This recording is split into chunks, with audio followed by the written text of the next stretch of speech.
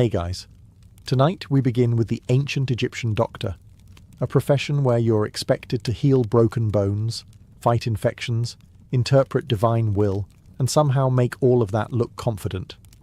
So before you get comfortable, take a moment, like the video and subscribe, but only if you genuinely enjoy what I do here. And let me know in the comments where you're tuning in from and what time it is for you. It's always fascinating to see who's joining us from around the world. Now, dim the lights and let's ease into tonight's journey together. Your day begins before the sun, because the sun at least has the decency to hesitate before committing to another scorching Egyptian day. You, however, do not get that luxury. If you are an ancient Egyptian doctor, sleeping in is not an option. Pain does not respect schedules, fever does not care about your rest, and childbirth will absolutely begin at the most inconvenient moment possible.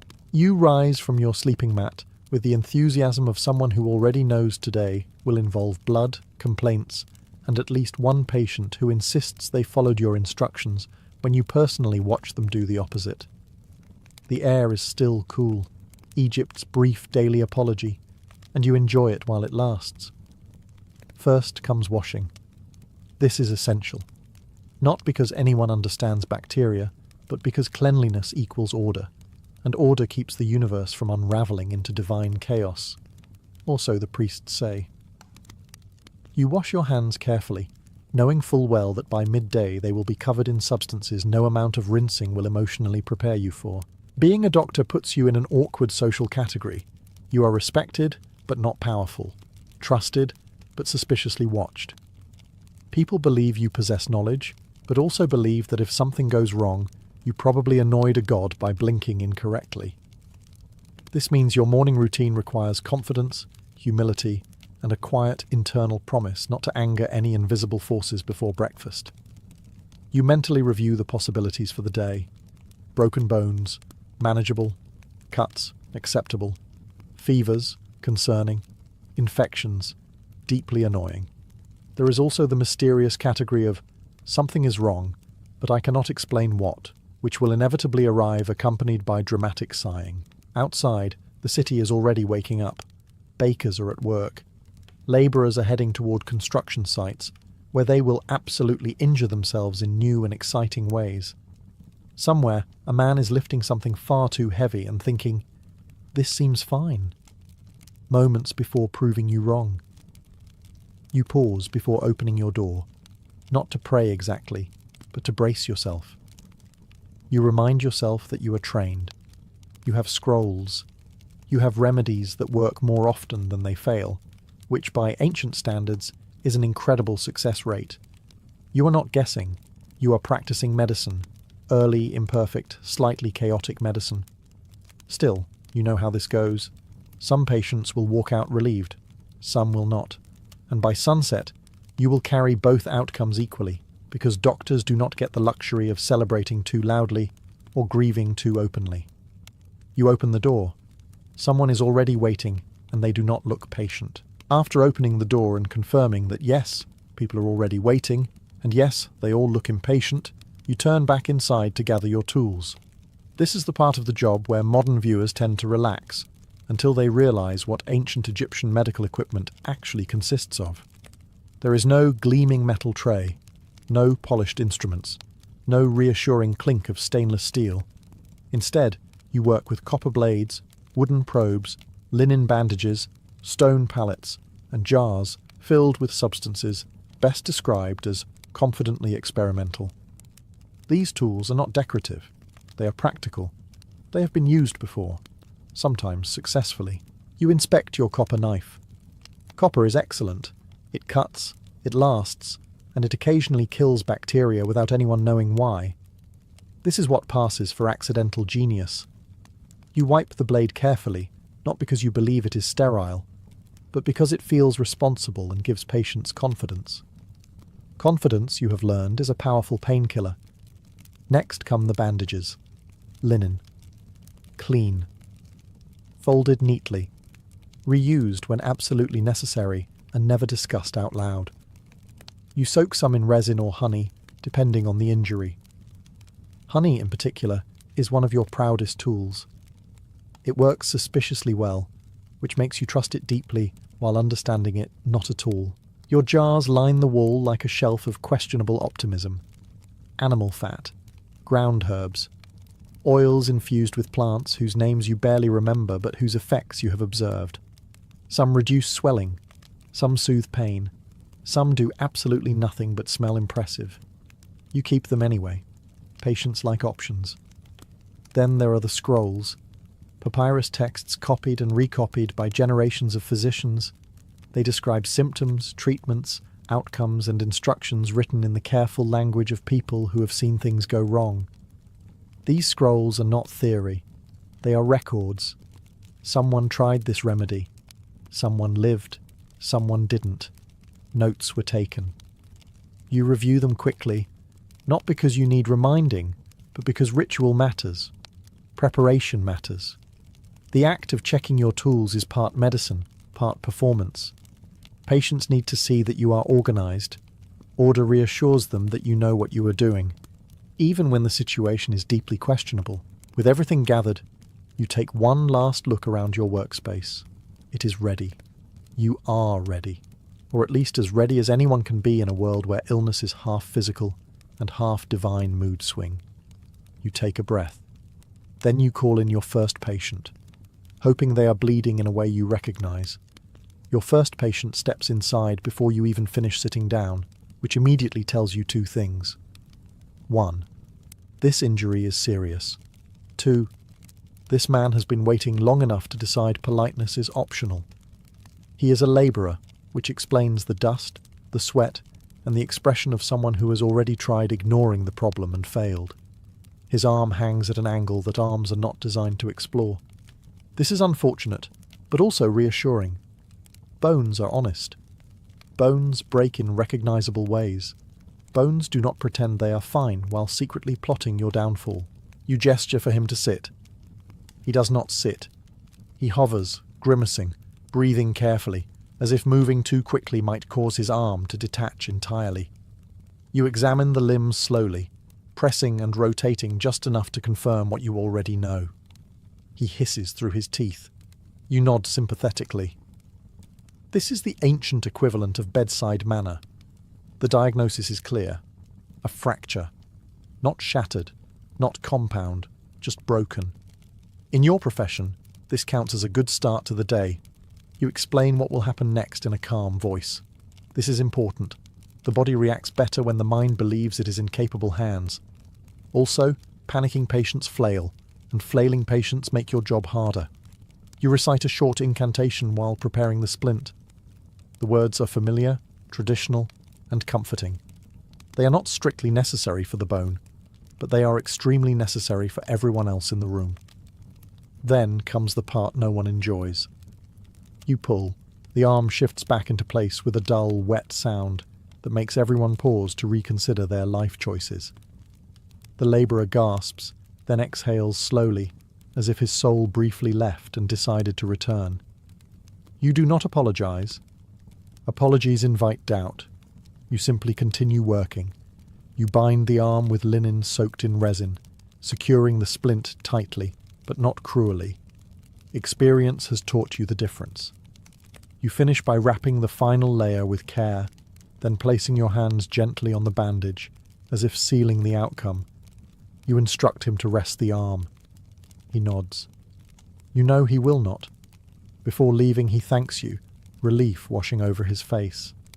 This is the part that keeps you doing the job. Not the spells, not the scrolls. This moment, when pain recedes and hope takes its place. As he exits, you make a quick note in your mind. Clean fracture. Set early. Good chances. A strong start. The next patient is already standing in the doorway.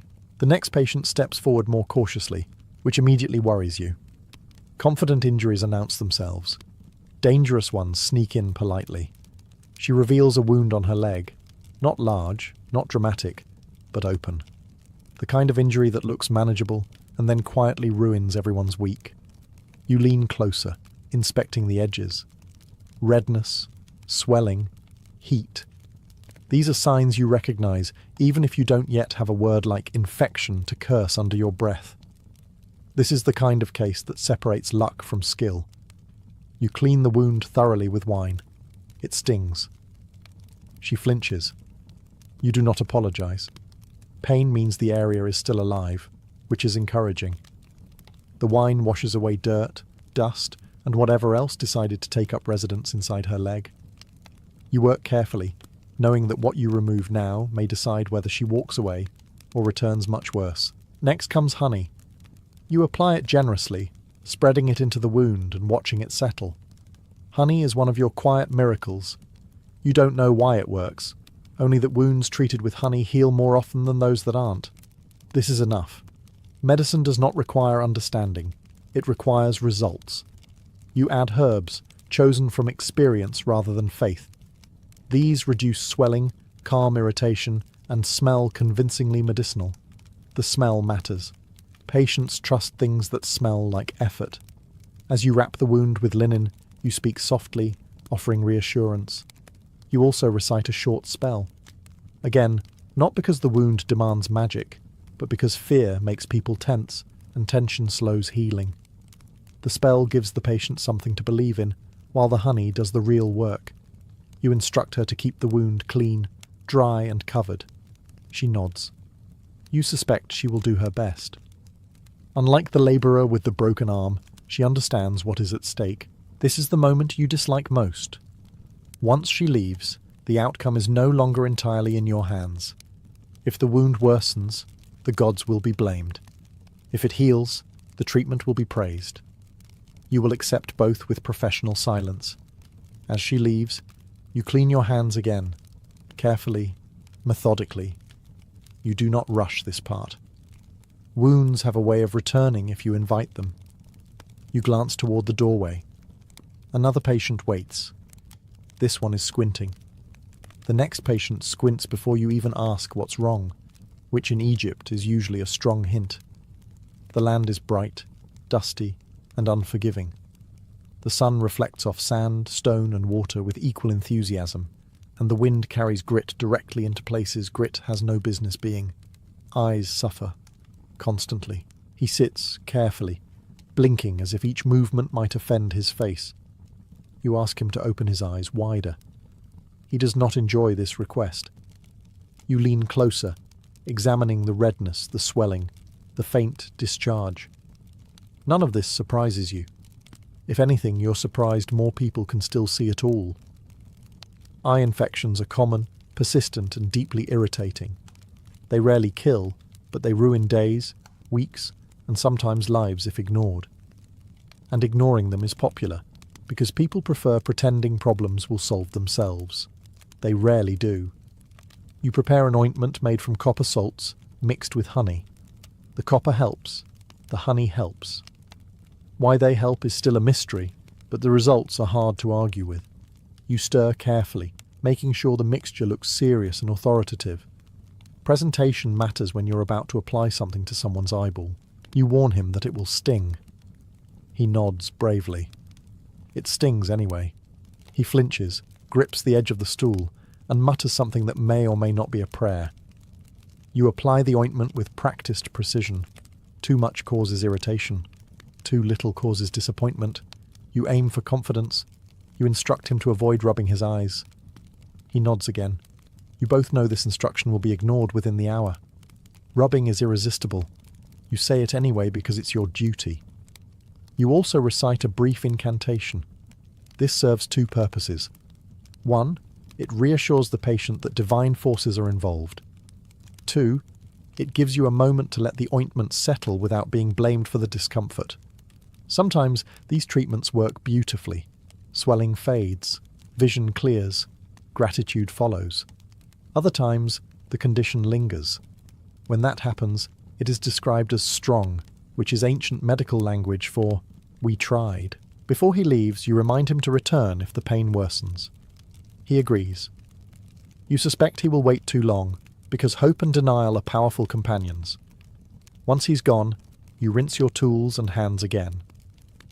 Eye work demands cleanliness, even if no one fully understands why. You glance toward the doorway once more. Someone is holding their stomach. This day is not slowing down. The next patient enters already holding their stomach, which is rarely a good sign but extremely common. Stomach problems are the background noise of ancient life. If someone is not bleeding, coughing, or squinting, they are probably nauseous. You invite him to sit. He does so carefully, as if his insides might fall out if he moves too quickly. He explains the symptoms in detail: cramping, discomfort, and a deep sense of betrayal by his own body. You listen patiently, nodding at the appropriate moments. This part is important. People feel better when someone appears confident about their suffering. The cause is rarely mysterious. Too much beer, bread that was stored too long, water drawn from a place that should not be named. Sometimes all three. Egypt provides food abundantly, but it also provides opportunities for digestive regret. You consult your remedies. Stomach treatments are more about balance than cure. Herbs to calm the gut. Instructions to rest. Advice to avoid certain foods that the patient will absolutely eat again tomorrow. You prepare a mixture designed to soothe rather than punish, which is already an improvement over some earlier traditions. You explain the treatment carefully. You tell him to drink the mixture slowly. You tell him to avoid heavy food. You tell him to rest. He nods, clearly planning to do exactly one of those things, and even then, only briefly. You also offer a short prayer. Not because the stomach requires divine intervention, but because stomach pain makes people anxious, and anxiety makes stomach pain worse. This is an observation you have made repeatedly, even if you don't have a scroll explaining it. As he leaves, you remind him to return if the pain worsens. He thanks you, relieved to have an explanation, even if the explanation is, "Your bread betrayed you." You wash your hands again. Stomach cases require caution. They also require patience. Some improve quickly, some linger. Some return after the patient ignores every instruction you gave them and drinks questionable beer with friends. You glance toward the doorway. Another person waits. This one looks uncomfortable in a way that suggests either fever or embarrassment. Possibly both. You take a breath. The day continues. The next patient hesitates at the doorway, which immediately tells you this is not a simple case. Straightforward injuries walk in confidently. Magical ones hover. He finally steps forward and lowers his voice, as if illness might overhear him. He explains his symptoms carefully: fatigue, strange dreams, a sense that something is wrong in a way that refuses to be specific. Nothing hurts exactly. Nothing looks broken. Everything feels off. This is the moment when medicine politely hands the problem to religion and says, "You take this one." You listen without interrupting. You've learned that these cases require respect. If you dismiss them, the patient will leave unconvinced. If you panic, everyone else will panic too. You nod slowly, examining him while also examining the situation. There is no wound to clean, no bone to set, no eye to ointment. This is imbalance. In ancient Egypt, imbalance is serious business. You consult with a priest, because this is how things work. Medicine and magic are not rivals here. They are co-workers. Sometimes medicine leads. Sometimes magic takes the front. Often, they walk side by side, pretending not to judge each other. The priest suggests divine displeasure. You suggest exhaustion and poor diet. Both explanations are accepted. You prepare a treatment that satisfies everyone involved. Herbs for the body, ritual words for the soul, and instructions to rest, which will be ignored immediately. You recite a spell with professional seriousness. The words are ancient, comforting, and deliberately vague. Vague spells age better. The patient relaxes visibly. This alone may help more than the herbs. You give him a charm to carry, not because you believe the charm will cure him, but because belief is powerful, and people heal better when they feel protected. Also, it prevents him from returning tomorrow asking why he still feels strange. As he leaves, you feel the familiar tension lift slightly. These cases drain energy. There is no clear outcome, no satisfying conclusion, just effort. You make a mental note. Patterns matter. If more people arrive with similar complaints, you will adjust your approach. This is how knowledge grows, not through certainty, but through repetition. You wash your hands again, because ritual applies to doctors too. Outside, the sun is climbing higher. Heat presses in. More people gather. And somewhere in the crowd, a child begins to cry. You already know what that means. The sound of a crying child cuts through the day faster than any announcement. Adults complain. Children announce emergencies. You straighten instinctively, already preparing yourself for a situation where emotions will arrive before symptoms. A parent rushes in, carrying a child who is hot to the touch and far too quiet between sobs. Fever. Always worrying. Fevers in children are unpredictable, stubborn, and deeply unfair. You place a hand on the child's forehead, feeling the heat radiate back at you like a warning. You examine carefully, skin, eyes, breathing. You ask gentle questions. How long has this lasted? What has the child eaten? Has anything changed recently? The parent answers quickly, anxiously, sometimes contradicting themselves. This is normal. Fear makes memory unreliable. You prepare a treatment designed to cool and soothe. Light herbal mixtures, gentle applications, nothing harsh. Children are not small adults. You have learned this the hard way. What helps a grown labourer could overwhelm a child completely. You speak softly while working, because calm spreads. Children respond to tone long before they understand words. The child relaxes slightly. This feels like progress. You do not celebrate yet. Parents watch your every movement. They are silent now, holding their breath, as if noise itself might break the spell. You are aware of their trust. It weighs more than any diagnosis. You recite a short prayer, not theatrically, quietly. This is not performance.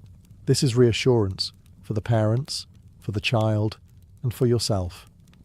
You do not know how this will end. Anyone who says they do is lying. You instruct the parents to keep the child cool, hydrated, and watched closely.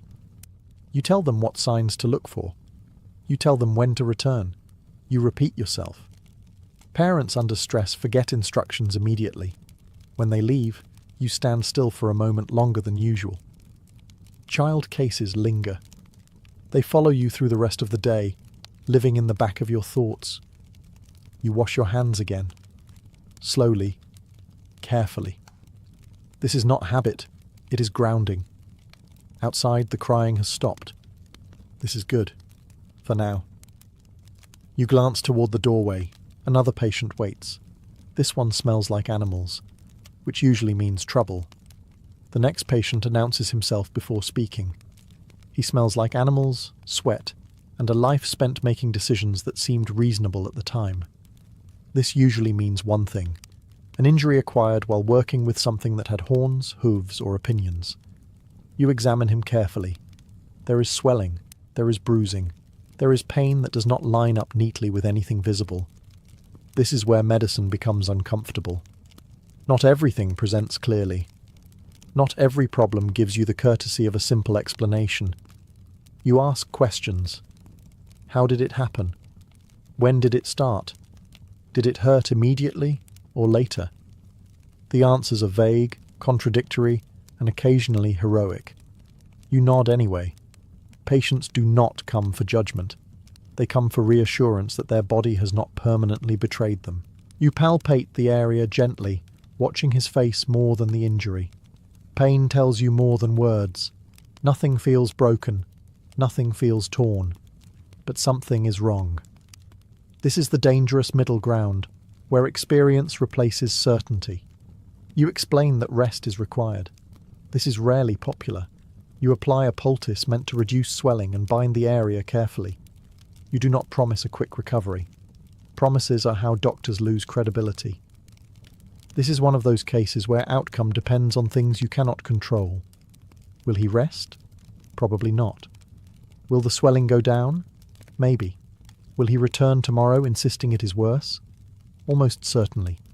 You are aware always of the limits of what you know. Ancient Egyptian medicine is advanced for its time, but it is not magic. You cannot see inside the body. You cannot fight infection once it spreads. You work with observation, repetition, and experience. This is not ignorance. It is realism. Some illnesses resolve on their own. Some do not. Some respond beautifully to treatment. Others stubbornly ignore everything you do. The difference is not always obvious. You make a mental note of the symptoms. You store them away. If another patient arrives with similar complaints, you will connect the dots. This is how knowledge grows. Slowly, quietly, without applause. As the man leaves, he thanks you.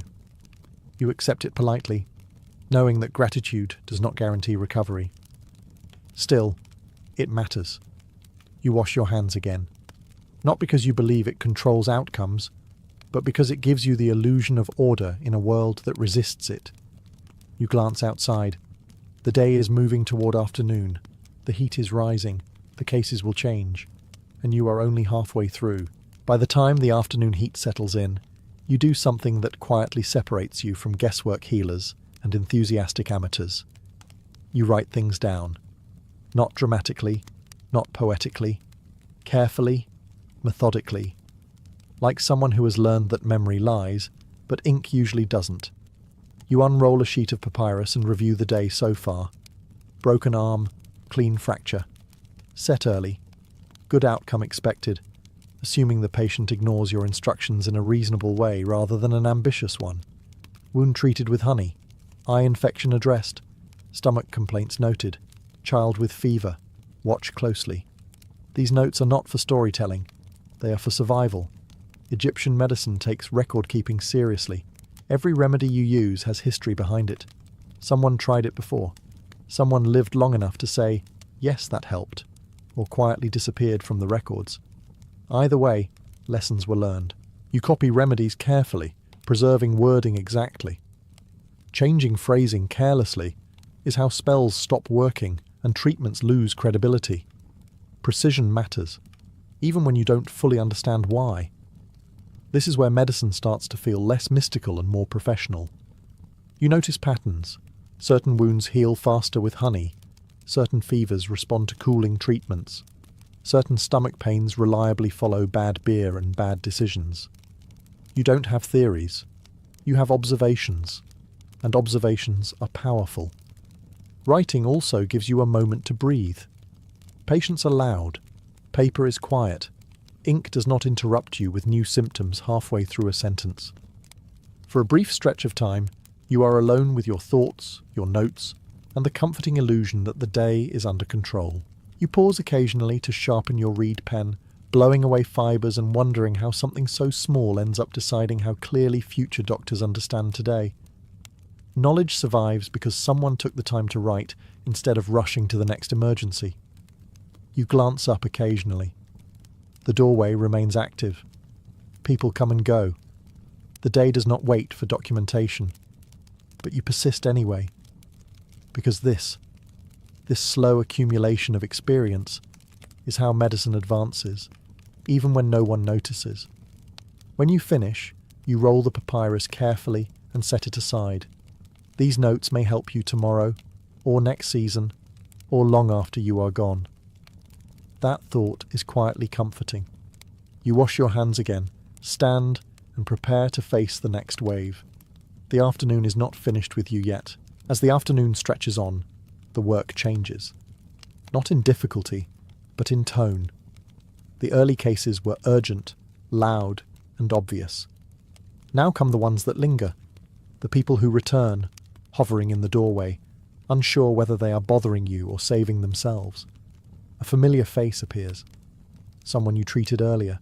They are not worse, but they are not better either. This is the most uncomfortable outcome. Improvement is celebrated. Decline is mourned. Stagnation simply stares at you, waiting. You examine them again, carefully, quietly, resisting the urge to rush. This is where responsibility presses hardest. They are watching you not just for treatment, but for reassurance that they were right to trust you in the first place. Being a doctor in ancient Egypt means carrying an invisible ledger. Every success adds weight. Every failure adds more. There is no way to set it down. You do not get to say, "I am tired," or "this is beyond me," even when it is. You simply adjust your tone, refine your approach, and try again. You change the treatment slightly, a different herb, a different application, a longer rest recommendation that will still be ignored, but feels morally necessary to say. You explain calmly, confidently. Doubt spreads faster than illness. People expect certainty from you. They believe that knowledge looks like confidence, not hesitation. So you do not hesitate, even when you are thinking very carefully.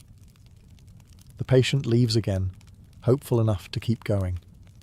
You remain, sitting still for a moment longer than usual. These are the cases that follow you home, the ones without dramatic beginnings or endings, the ones that depend on time, luck, and whether the universe feels cooperative. You glance at your tools. They are the same as this morning. Simple, honest, limited. You work within those limits every day, and you do not resent them. Limits define the work. Outside, voices rise and fall. The city moves on. People live, argue, eat, and make decisions that will eventually bring them back to your doorway. You wash your hands again, not out of habit, but because it feels like resetting something internal. A pause between responsibility and action. There are still patients waiting, and they believe you can help. That belief is heavier than any tool you carry. Just when you think the day might slow down, it does the opposite. The afternoon brings a second wave of patients, not because illness follows schedules, but because people spend the morning ignoring problems and the afternoon admitting defeat. The first arrives with a bite. Animal bites are never good news. This one comes from a goat, which is somehow both impressive and concerning. Goats, you have learned, bite with enthusiasm and zero remorse. You inspect the wound carefully. Teeth marks, broken skin, redness already forming. You feel the familiar tightening in your chest that says, "This could go badly if we're unlucky." You clean the wound thoroughly. Wine first. The patient hisses. You apply honey. The patient relaxes. Honey has that effect on wounds and morale. You bind the area firmly and remind him to keep it clean. He promises. You have heard promises before. Next comes a cut from a farming tool, then a burn, then swelling from a fall that was not that serious until it very clearly was. None of these injuries are dramatic on their own. Together they form the steady rhythm of a working society, slowly injuring itself in predictable ways. You move efficiently now.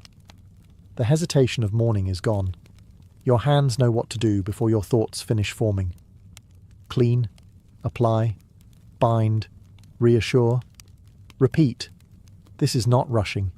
It is experience settling in. The heat presses harder as the sun lowers. Sweat sticks to your skin. The room smells of herbs, linen, and human anxiety. You drink water when you remember to. You remind yourself to eat later. Hunger can wait. People cannot. One patient arrives too late.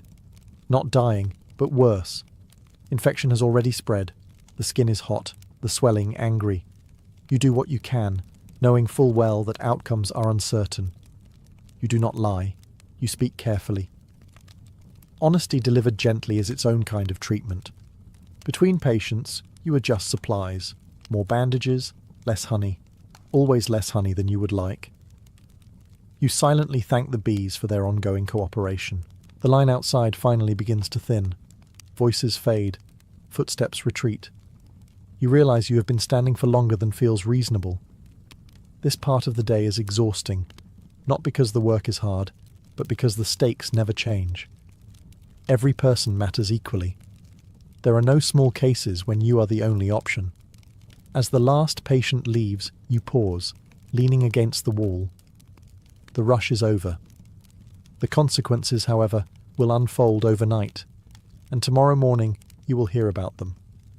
As the flow of patients finally slows, you do something deceptively simple. You clean, not hurriedly, not carelessly, thoroughly, deliberately, as if the act itself is part of the medicine. In ancient Egypt, cleanliness is not a preference, it is a principle. Order must be restored at the end of the day, or chaos will happily linger. You wash your hands again, even though you have already washed them countless times. Water runs over skin that feels older than it did this morning. You scrub beneath your nails, rinse away dried honey, resin, and whatever else the day decided to leave behind. You do not know about microbes, but you know that clean hands feel right, and rightness matters. You clean your tools next. Copper blades wiped carefully, wooden splints set back in place, linen bandages folded, sorted, and quietly judged for whether they can be reused without tempting fate. Jars are sealed. Herbs are returned to their containers. Nothing is left out. Disorder invites mistakes tomorrow. This process is calming, predictable. Unlike patience, tools behave. You also perform small rituals. Nothing dramatic, nothing theatrical. A quiet word of thanks, a brief acknowledgement of the gods. Not begging, not bargaining, just recognition. The day could have gone worse. That is worth acknowledging. Cleanliness, in Egyptian thought, is tied to mate, cosmic balance.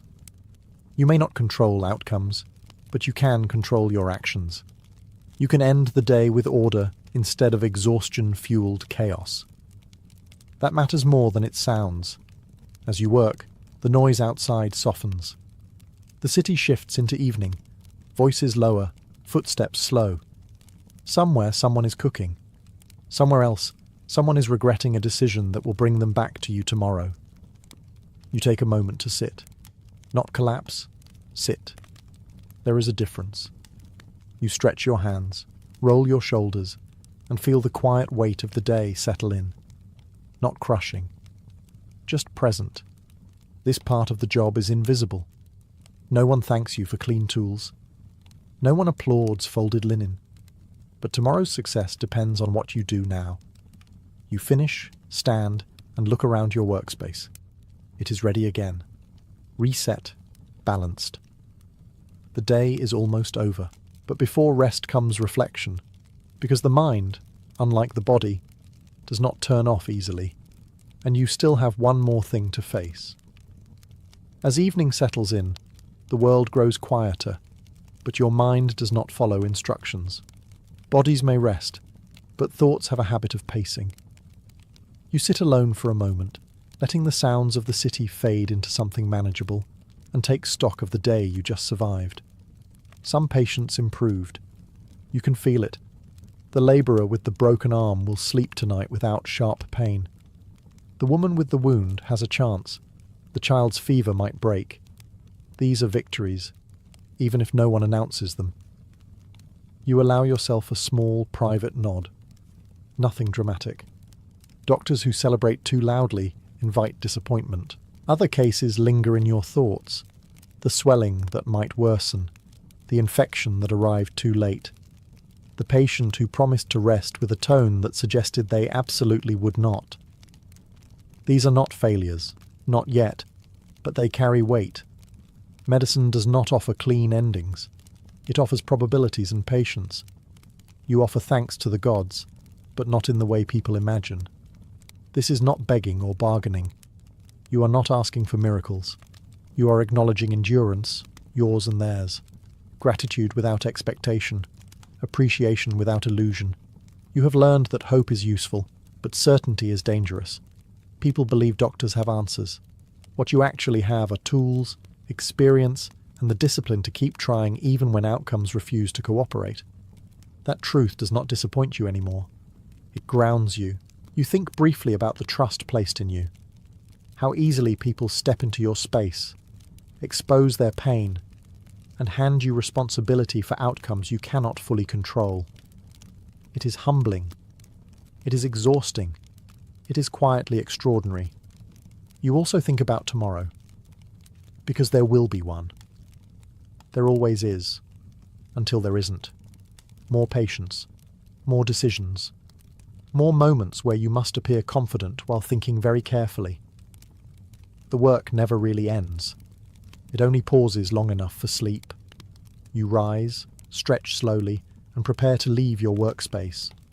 Tools are clean, notes are written, balance is restored as much as it can be.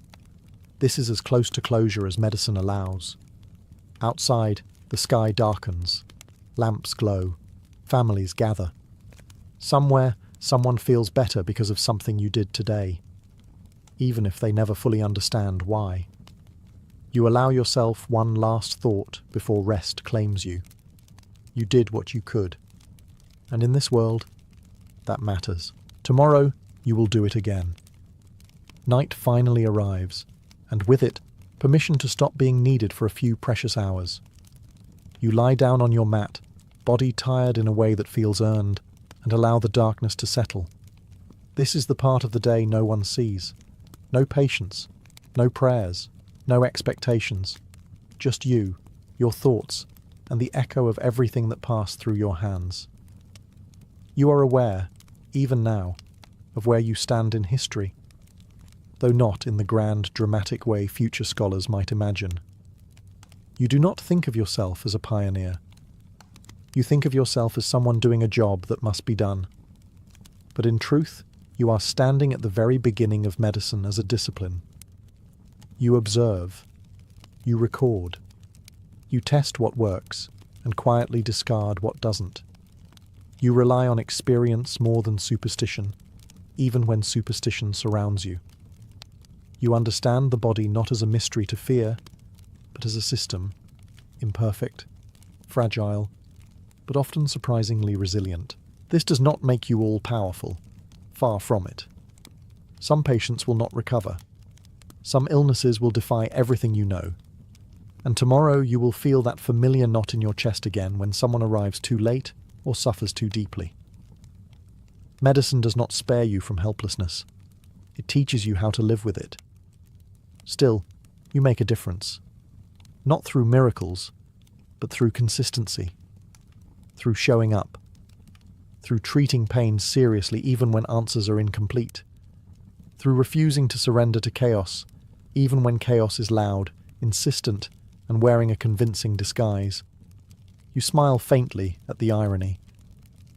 Thousands of years from now, people will call what you do primitive, while quietly benefiting from the foundation you helped build. They will forget the uncertainty, the pressure, the human weight of it. They will remember the progress, and that is fine. You close your eyes knowing that tomorrow someone will wake up healthier because of you. Someone else will simply feel less afraid. Both outcomes matter. Sleep comes slowly, but honestly. Because today, you are not a magician. You are not a priest pretending to heal. You are not guessing. You are a professional, working with the best tools available to you, guided by observation, discipline, and care. And in a world still learning how bodies work, that is no small thing.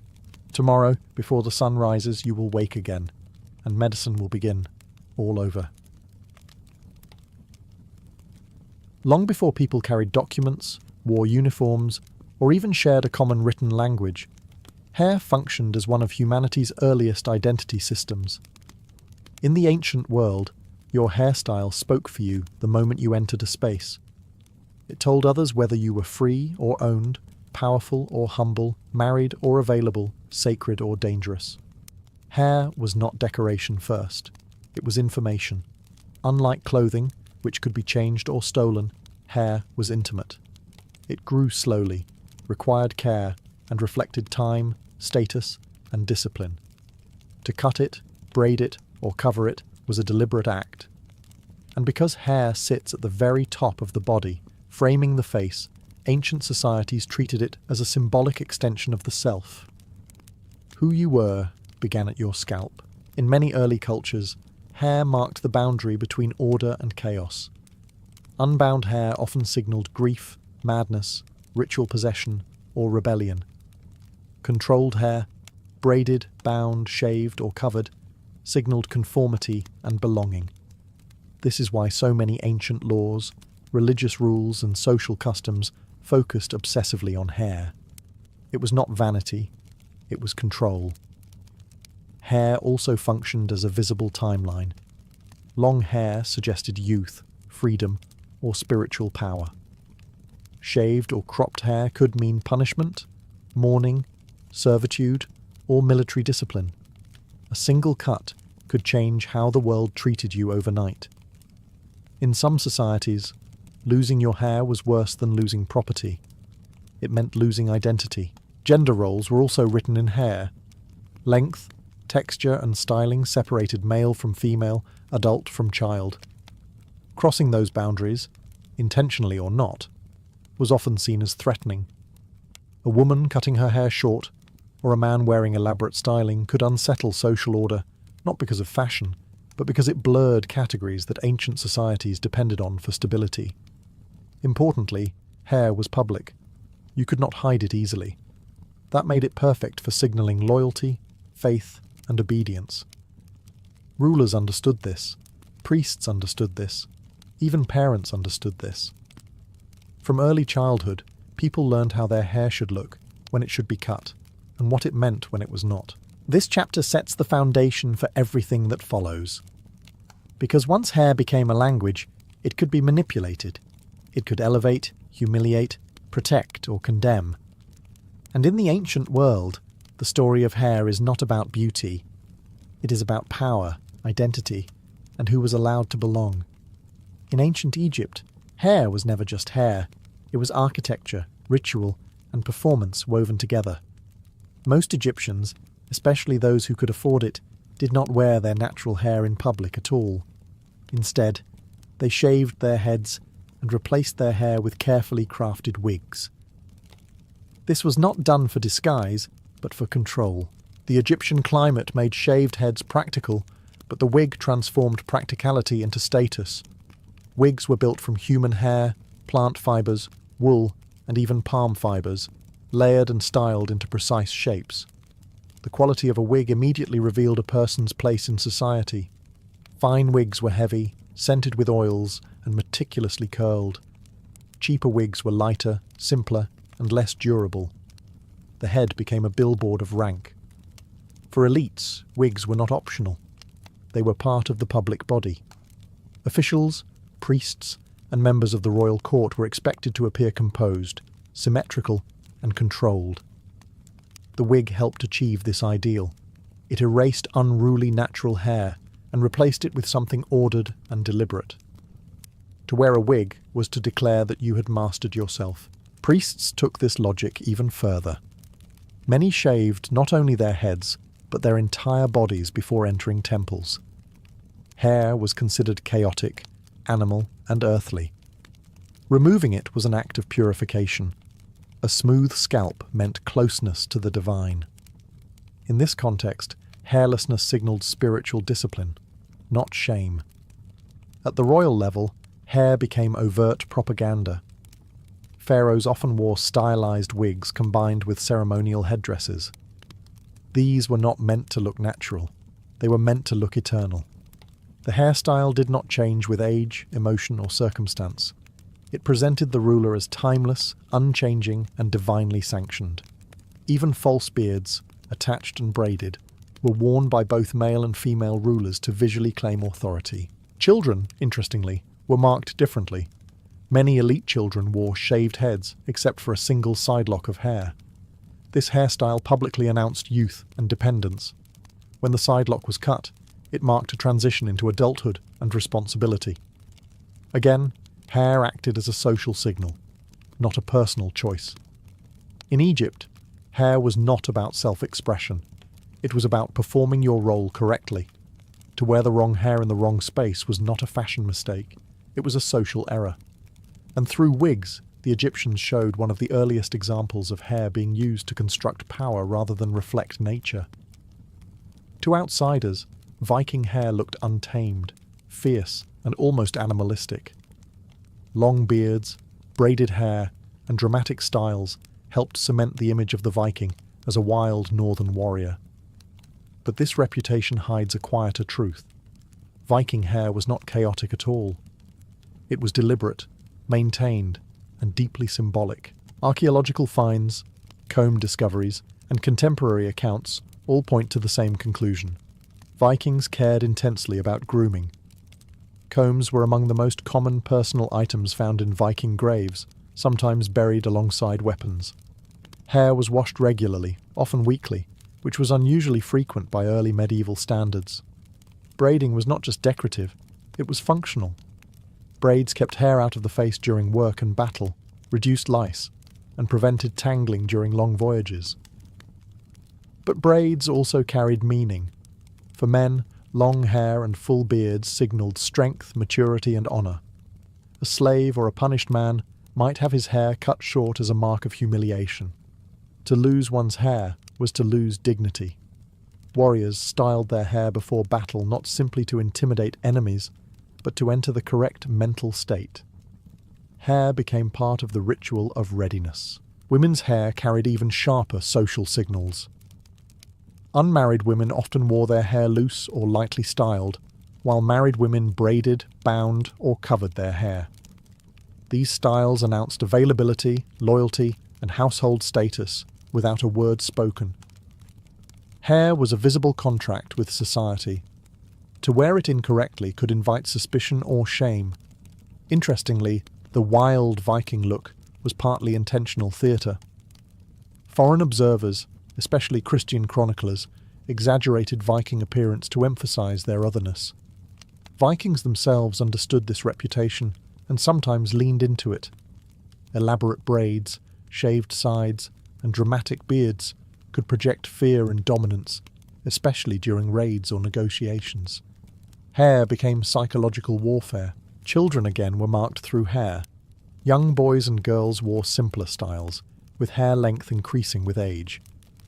The transition into adulthood often came with a new hairstyle, marking readiness for responsibility, marriage, or warfare.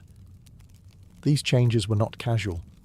They were communal acknowledgements of growth. What appears at first glance to be raw nature was in fact controlled identity. Viking hair balanced cleanliness and ferocity, order and intimidation. It allowed individuals to signal strength without speaking and belonging without paperwork. In a world where reputation travelled faster than written records, hair helped ensure that when a Viking entered a room, or stepped off a ship, everyone knew exactly what kind of person had arrived. In ancient Rome, hair was political. It reflected not only personal status, but moral character, civic virtue, and loyalty to the state. Romans believed that a well-ordered society required well-ordered bodies, and hair sat at the centre of that belief. To look Roman was to wear your hair correctly. For Roman men, simplicity was power. Short, controlled hair signalled discipline and seriousness. Excessive styling was viewed with suspicion, associated with foreigners, decadence, or moral weakness. A respectable Roman citizen kept his hair neat and modest, mirroring the ideals of self-restraint and rational control that defined Roman masculinity. When Julius Caesar began wearing his hair combed forward to hide baldness, it was quietly tolerated only because of his unmatched authority. For others, such vanity could ruin reputations. Beards tell an important story here. Early Romans were clean-shaven, seeing facial hair as barbaric. Later, during periods of Greek influence, beards returned as symbols of philosophy and intellect. The face became a cultural battleground. Shaving or not shaving was no longer just grooming. It was alignment with an idea of Rome. Women's hair was even more strictly regulated. Hairstyles communicated marital status, wealth, and moral virtue. Elaborate coiffures involving braids, curls, and hairpieces became fashionable among elite women during the empire. These styles required enslaved hairdressers, hours of labour, and imported hair. Complexity itself became a status symbol. The higher and more intricate the hairstyle, the clearer the message. This woman belonged to the elite. But with visibility came scrutiny. Roman moralists often attacked fashionable hairstyles as signs of excess and corruption. A woman's hair was expected to reflect modesty and loyalty to her household. Loose or uncovered hair could imply sexual impropriety, grief, or rebellion. Even widows were expected to alter their hair as a public sign of mourning. Hair also marked punishment and exclusion. Slaves were often cropped or shaved to make their status immediately visible. Criminals and adulteresses could have their hair cut as public humiliation. In Rome, hair could be taken away to strip a person of dignity faster than any legal document. Perhaps most revealing is how quickly hair changed during crisis.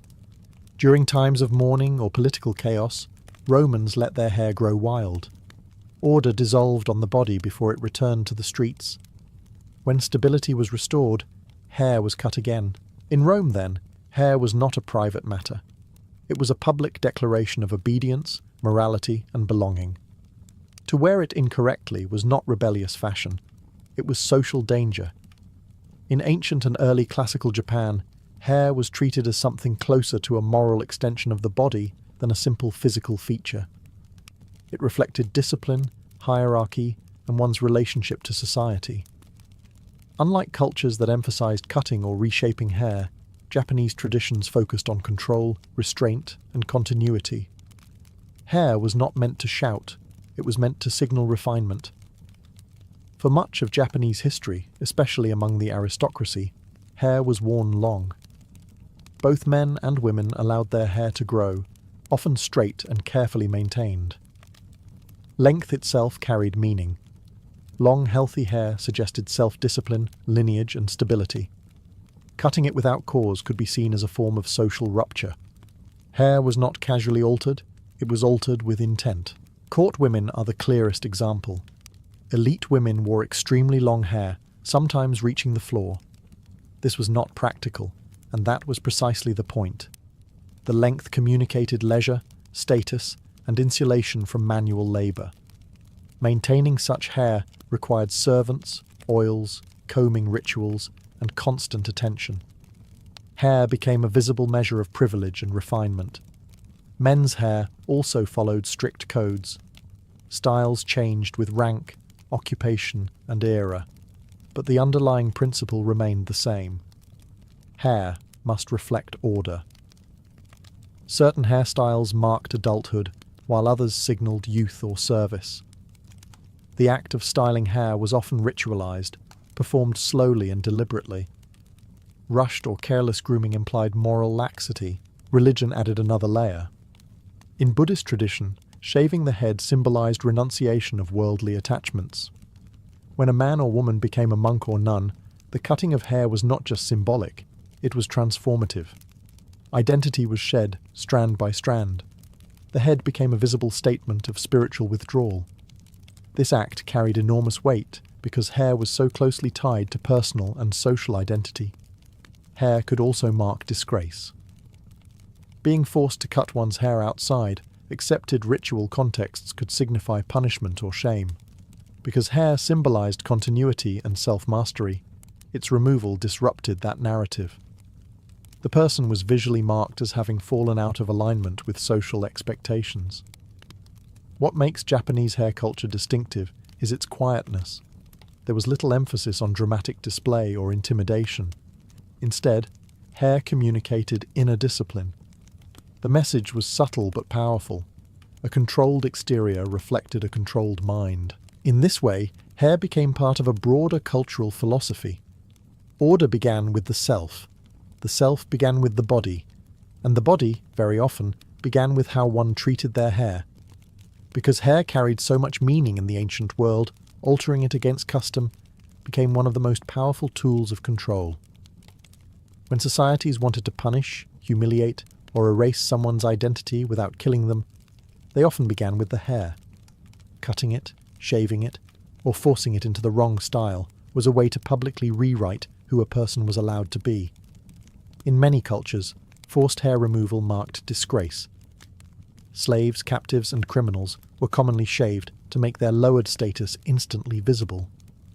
This was not about hygiene, it was about visibility. A shaved head told everyone that this person had lost autonomy. They no longer belonged fully to themselves. Their body had been claimed by the state, a household, or a conqueror. For women, hair-based punishment carried an added layer of sexual and moral judgment. Cutting a woman's hair could symbolize the loss of honor, modesty, or marital legitimacy. Because hair was closely tied to femininity and virtue, removing it publicly acted as a form of social exile. The punishment lingered. Hair takes time to grow back, meaning shame was prolonged and unavoidable. Rebellion, however, often used the same language in reverse. Refusing to wear the approved hairstyle became a quiet form of resistance. Letting hair grow when it should be cut, or cutting it when it should be long, challenged authority without words. In rigid societies, these small acts could be deeply threatening. They signaled that a person no longer accepted the rules governing identity. Religious dissent also appeared through hair. Individuals rejecting dominant beliefs sometimes altered their hair to mark separation from the community. This was risky. Looking different made one vulnerable, but it also made conviction visible. Hair became a banner for belief. Even mourning disrupted hair norms. In many ancient societies, grief justified disorder. People let their hair grow wild, tore it out, or neglected grooming entirely. This temporary rejection of control mirrored the emotional collapse caused by loss. Society allowed this exception because it recognized that hair reflected inner order, and grief shattered it.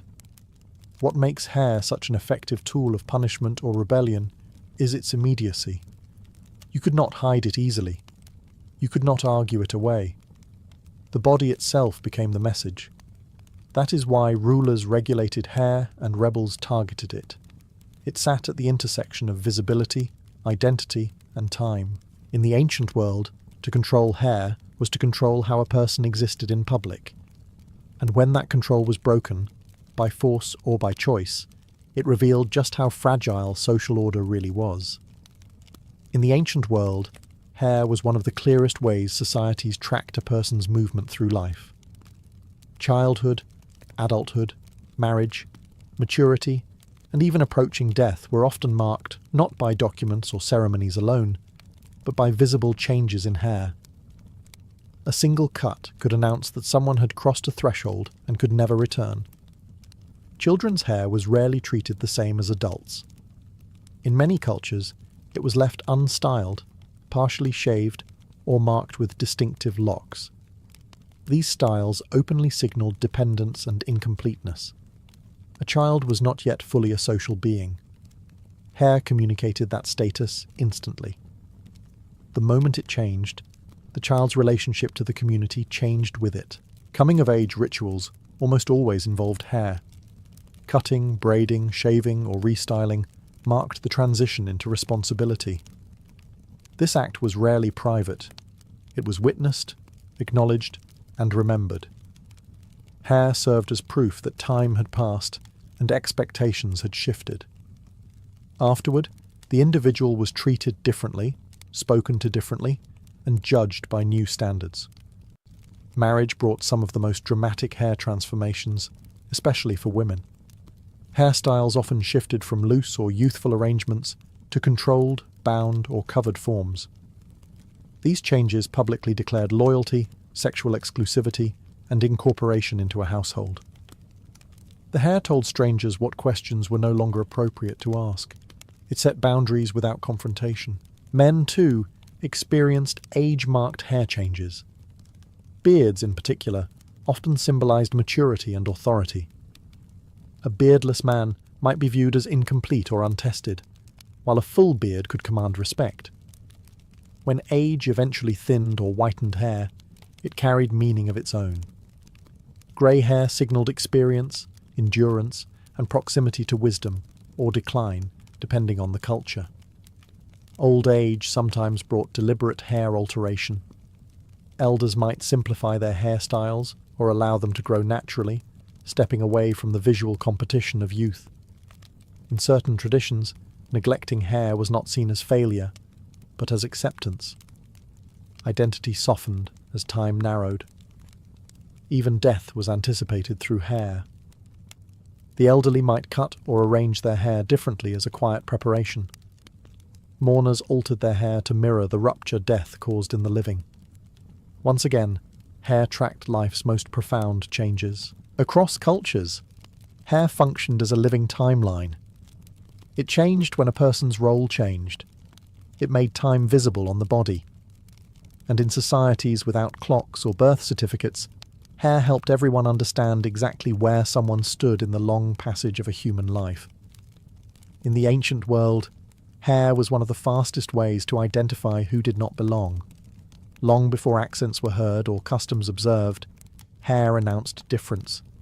Its length, texture, colour and styling could immediately mark someone as foreign, suspicious or dangerous.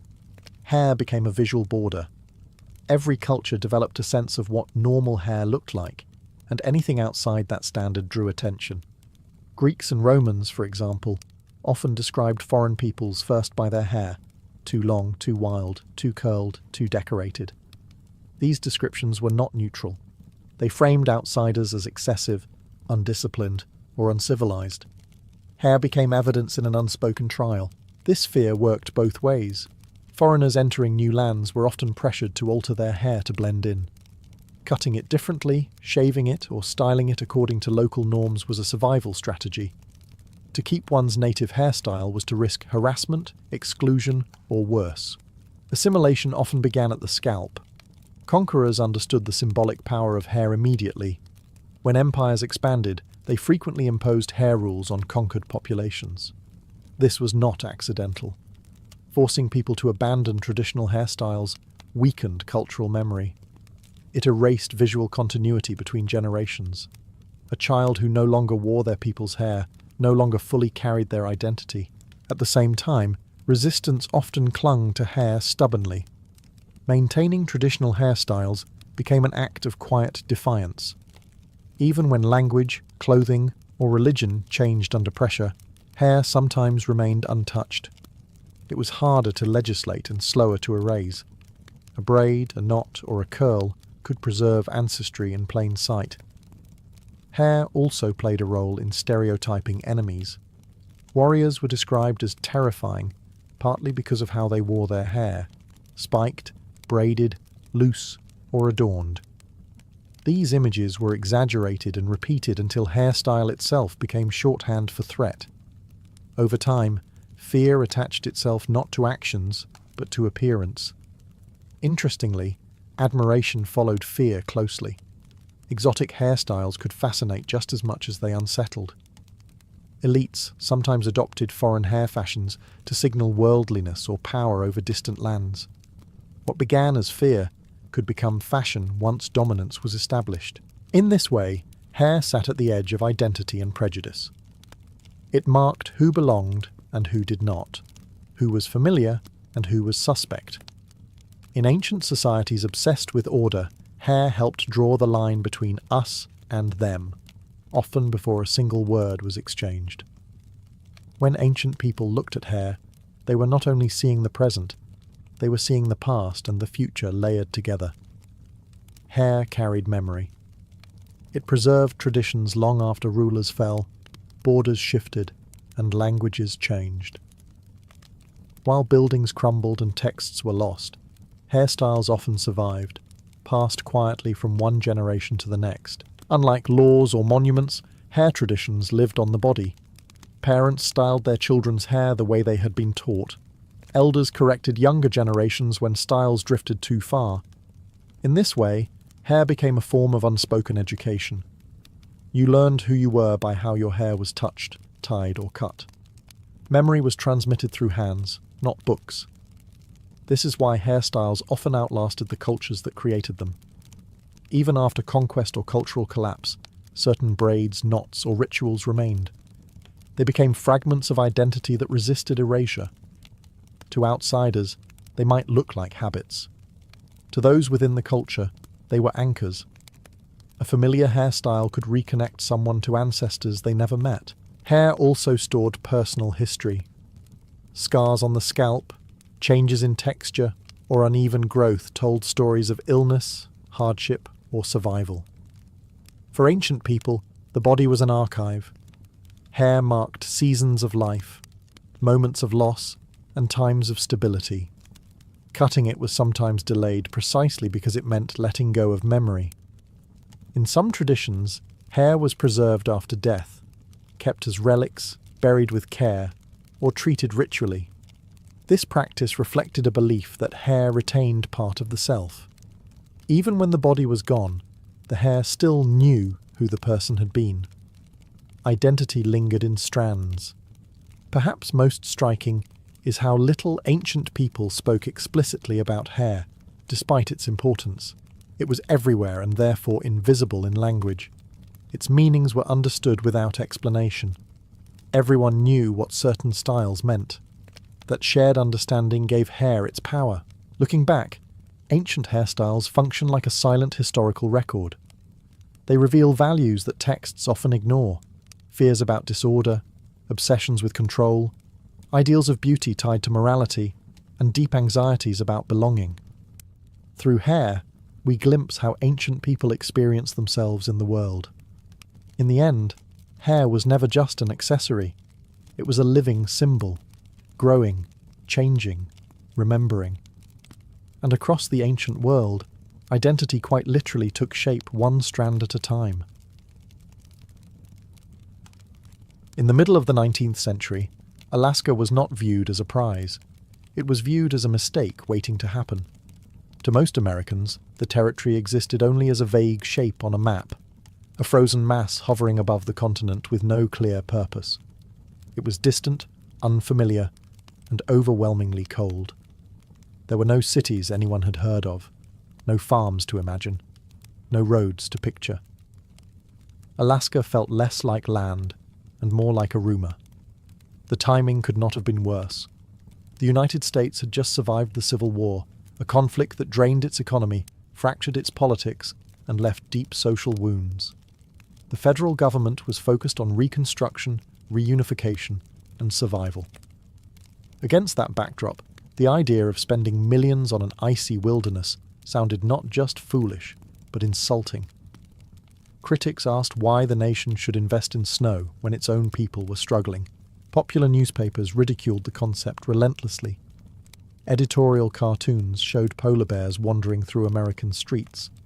Commentators joked that the territory was fit only for seals and ice.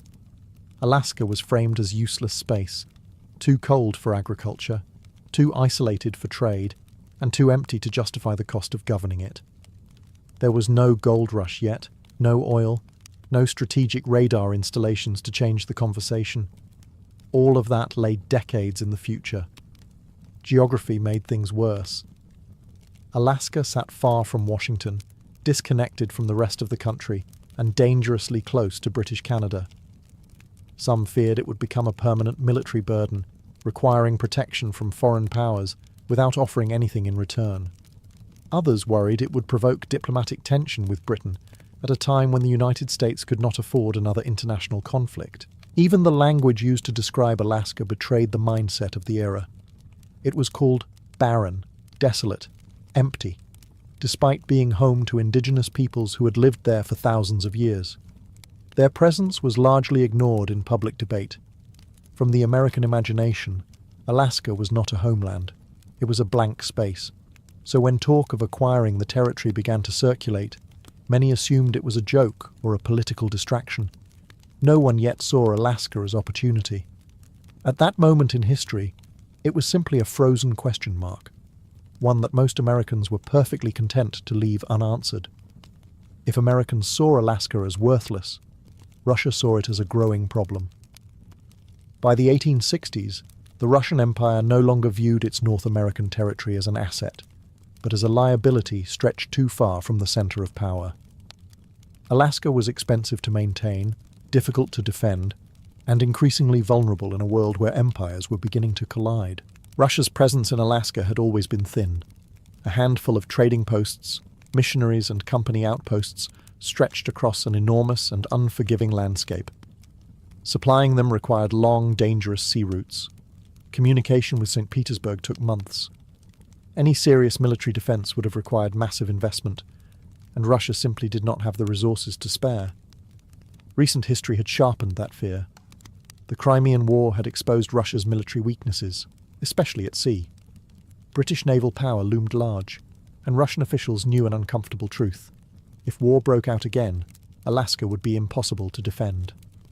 British forces in nearby Canada could seize the territory with relative ease.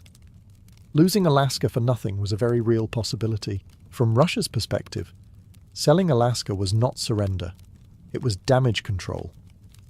Better to sell the land to a friendly power than to watch it fall into enemy hands. The United States, still recovering from civil war but rapidly expanding westward, seemed like the safest buyer. Friendly relations with America could also act as a counterweight to British influence. Economics played a role as well. The fur trade, once Alaska's main value to Russia, was in decline.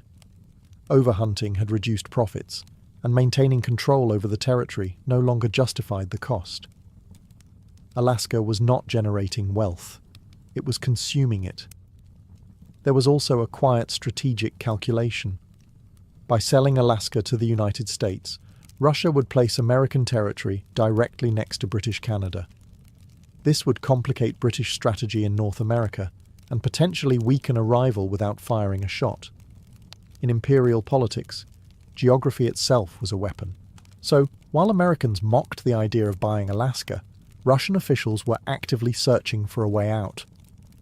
To them, Alaska was not a frozen treasure chest. It was an exposed flank. The goal was not profit alone, but security, influence, and prevention. When negotiations began, Russia was not desperate, but it was decisive. Alaska was never meant to be a permanent colony. It was an experiment that had run its course. And now, Russia was ready to hand it over, before history took the decision out of its hands. The deal that would change Alaska's fate hinged largely on one man's willingness to gamble his reputation: William H. Seward, the United States Secretary of State. Seward was not driven by popular opinion. In fact, he often moved directly against it. Where others saw frozen emptiness, he saw long-term strategy, and that difference in vision would nearly destroy his political career. Seward believed the future of the United States lay beyond its current borders. He thought in terms of oceans, trade routes, and global influence rather than immediate public approval. To him, Alaska was not about what the land was at the moment, but what it could become. It offered access to the Pacific, proximity to Asia, and a strategic foothold in the far north. In an age when naval power and global trade were becoming decisive, Seward saw Alaska as a piece on a much larger chessboard. But this vision came with enormous risk. Seward was already a controversial figure, known for bold ideas and political stubbornness. Pushing for the purchase meant tying himself to an unpopular cause at a time when the nation had little patience for abstract future benefits. Many in Congress saw the move as reckless. Some suspected corruption.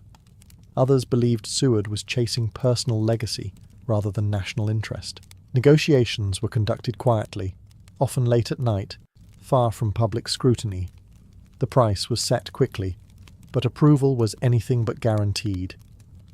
Newspapers erupted once the deal became public.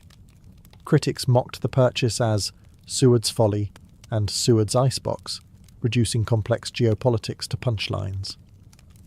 Editorials painted Seward as out of touch, obsessed with expansion, while the country struggled at home.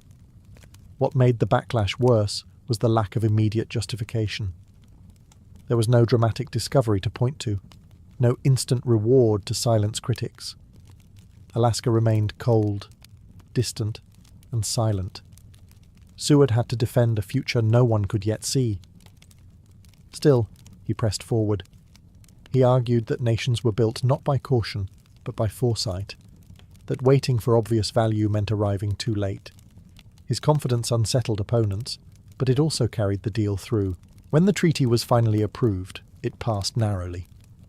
Seward emerged victorious, but bruised. At the time, few believed he had won anything at all. History, however, was already quietly moving in his favour, even if no one yet realised it.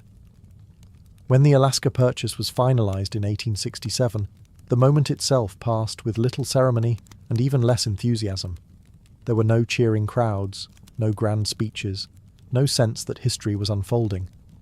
The transfer of a territory larger than most nations happened quietly, almost awkwardly, as if everyone involved felt uncertain about what they were actually doing. The formal handover took place in Sitka, then known as New Archangel, a small settlement that had once served as the administrative centre of Russian America. On the appointed day, Russian and American officials gathered to lower one flag and raise another. Even this symbolic act did not go smoothly. Accounts describe confusion, delays, and a flag that became tangled as it was lowered, catching on the pole and refusing to come down easily. It was an unintentional metaphor for the uncertainty surrounding the transfer. For the people living there, the change brought more questions than answers. Russian officials prepared to leave, selling off property, dismantling infrastructure, and departing a land they had ruled lightly but consistently for decades. American administrators arrived with little understanding of the territory they had just acquired. There were few resources, vague instructions, and no clear plan for governance. Most Americans barely noticed the transfer at all. Newspapers mentioned it briefly, often with sarcasm. The nation's attention remained focused on reconstruction, political battles in Washington, and economic recovery. Alaska faded quickly into the background, a forgotten purchase tucked away at the edge of the map. But for indigenous peoples, the moment marked the beginning of profound upheaval. The treaty made no mention of them. Their land was transferred between empires without consent, consultation, or recognition. While Russian rule had been exploitative, it had at least acknowledged indigenous communities as part of the colonial system. Under American control, those protections vanished almost overnight. Legal confusion followed. Who owned the land? Who governed daily life? What laws applied? For years, Alaska existed in a strange limbo. American territory in name, but largely neglected in practice. Military administrators rotated in and out, enforcing rules inconsistently and often clashing with local populations. To critics, this only reinforced the idea that the purchase had been a mistake. Alaska seemed directionless, expensive, and disconnected. The promised future still refused to appear. Yet beneath the surface, something had changed permanently. Alaska was no longer a vulnerable outpost of a fading empire. It was now part of a growing power that, whether it realized it or not, had just extended its reach into the farthest north, and into a future that would slowly, inexorably justify the gamble. For years after the transfer, Alaska seemed determined to prove its critics right. It remained distant, underdeveloped, and largely ignored by Washington. The land was cold, transportation was primitive, and governance was minimal. To many Americans, Alaska was still nothing more than an expensive curiosity. But history was quietly preparing its rebuttal. The first cracks in the narrative appeared with gold. In the late 19th century, prospectors began uncovering gold deposits across Alaska and the Yukon region. News traveled fast. Suddenly, the frozen territory was no longer empty, it was rich. Thousands of people surged north, chasing fortune through brutal conditions. Towns sprang up almost overnight, ports filled with ships. What had once been mocked as useless now demanded attention. Gold changed Alaska's image, but it did not immediately change its treatment. The federal government remained distant, slow to invest, and often more interested in extraction than stability. Boomtowns were chaotic and dangerous. Indigenous communities were pushed aside as land was claimed, and resources seized. Alaska was valuable now, but value came with exploitation. The real transformation arrived in the 20th century with oil. Beneath Alaska's frozen surface lay vast reserves that would eventually become central to American energy strategy. When oil was discovered on the North Slope, the logic behind the purchase finally became undeniable. What had cost a few $1 million now underpinned billions in economic activity and long-term strategic security. But this vindication came at a price. Industrial development accelerated displacement. Pipelines cut across traditional lands. Environmental damage followed extraction.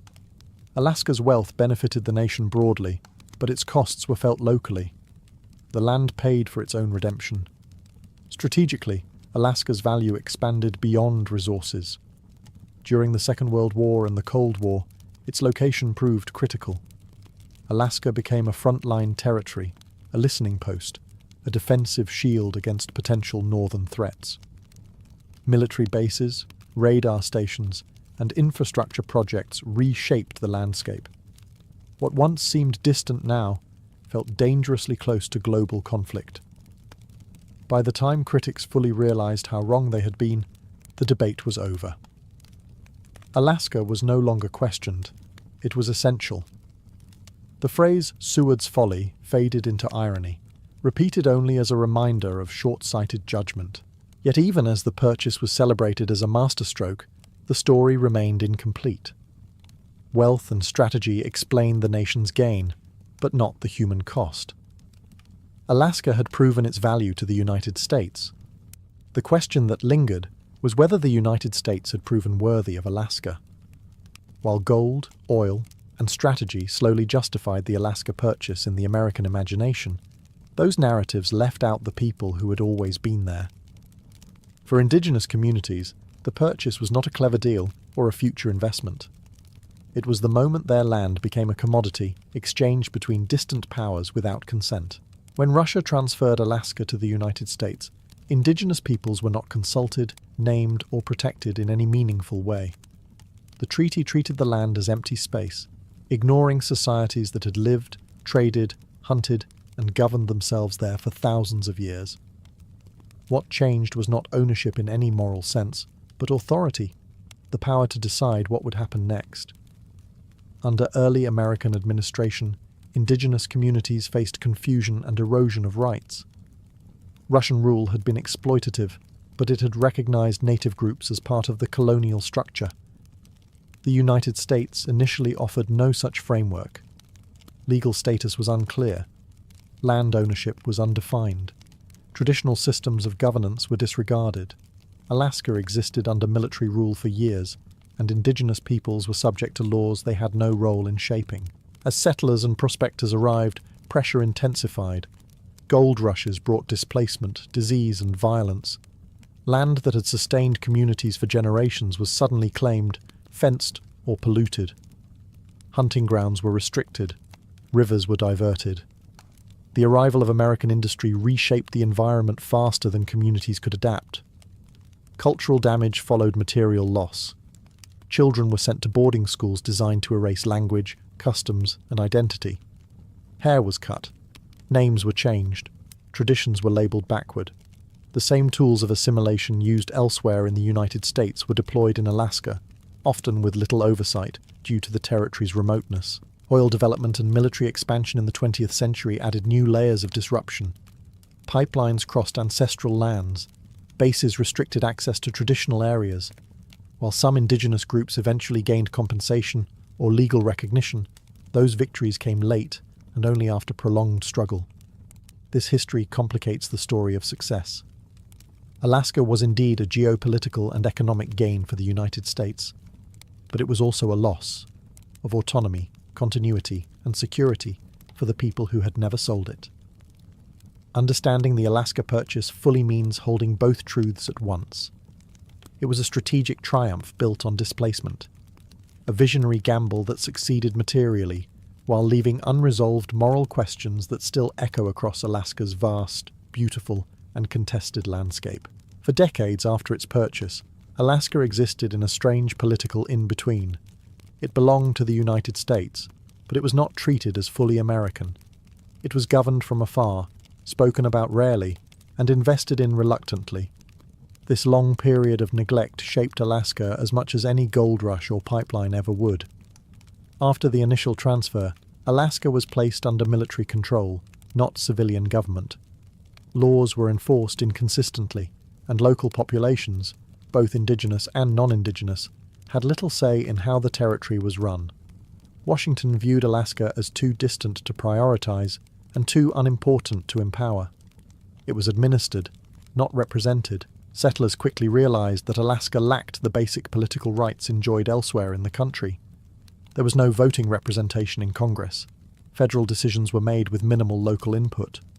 Resources flowed out, but authority rarely flowed in. Alaska produced value, but remained politically voiceless. This neglect created tension. As population slowly grew, so did demands for recognition. Residents wanted infrastructure, schools, courts, and a say in governance. They wanted Alaska to stop being treated as a remote extraction zone and start being treated as a place where people actually lived. At the same time, the federal government remained cautious. Granting Alaska greater autonomy raised uncomfortable questions about land ownership, indigenous rights, and long-term responsibility. It was easier to delay than to confront these issues directly. World events eventually forced change. During the Second World War, Alaska's strategic importance became impossible to ignore. Japanese attacks in the Aleutian Islands shattered the illusion that Alaska was safely distant from global conflict. Suddenly, the territory was not peripheral. It was exposed. Military investment surged. Infrastructure expanded rapidly. Roads, airfields, and bases were built at unprecedented speed. This attention altered how Alaska was perceived. It was no longer a forgotten purchase. It was a frontline territory. The Cold War only deepened this shift, as Alaska became a critical northern shield and surveillance point. Defense spending brought jobs, population growth, and permanent American presence. Yet even as Alaska's importance grew, political equality lagged behind. It took decades of lobbying, debate, and frustration before statehood became a serious possibility. Alaska had proven its value many times over. What it had not yet secured was recognition as an equal partner in the Union. The struggle for statehood was not just about flags and paperwork. It was about ending limbo, about finally acknowledging that Alaska was not an experiment, not a gamble, and not a mistake, but a permanent and consequential part of the American story. When Alaska finally became a state in 1959, the moment was framed as a triumph. The long period of political limbo was over. Alaska now had representation, a constitution, and a formal voice in the federal system. On paper, the gamble of 1867 had reached its logical conclusion.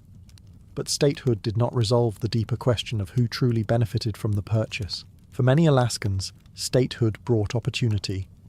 Federal investment increased, infrastructure expanded, roads, schools, and public services improved. Political participation became real, rather than symbolic. Alaska was no longer governed entirely from afar. Decisions could finally be shaped locally, at least in theory. But power over land remained uneven. Vast portions of Alaska were controlled by the federal government, not the state itself. National parks, military zones, and federally managed lands dominated the map. While this preserved wilderness, it also limited local authority. Alaska was a state, but not a typical one. Control was shared, fragmented, and often contested. Resource wealth intensified these tensions. Oil revenue transformed Alaska's economy and funded ambitious public programs. The state's decision to distribute oil profits directly to residents through annual payments became famous. It was a rare example of resource wealth being shared broadly rather than disappearing upward. Yet even this system masked deeper inequalities. Those closest to extraction sites bore environmental and cultural costs that financial compensation could not fully address. For indigenous communities, statehood was not liberation. It was another transition imposed from above. While later legislation would restore some land rights and recognize native corporations, these measures came after decades of dispossession.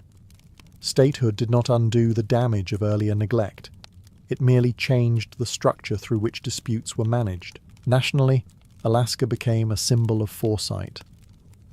The purchase was now celebrated as one of the greatest land deals in history. The narrative focused on numbers. How little was paid, how much was gained. This framing turned the story into a lesson about smart strategy and long-term thinking. But that celebration often ignored the human dimension. It reduced Alaska to acreage and assets, rather than lived experience. The success of the deal was measured in profit and power, not justice or consent. Statehood marked Alaska's full entry into the American system, but it did not settle the moral ledger. It simply moved the debate into a new phase, one where the land's value was undeniable, but the costs of acquiring and using it were finally impossible to ignore. Looking back from the present, the Alaska purchase is often framed as an obvious triumph. The price seems laughably small. The resources are immense. The strategic value is unquestioned. From this distance, the critics of 1867 appear short-sighted, even foolish.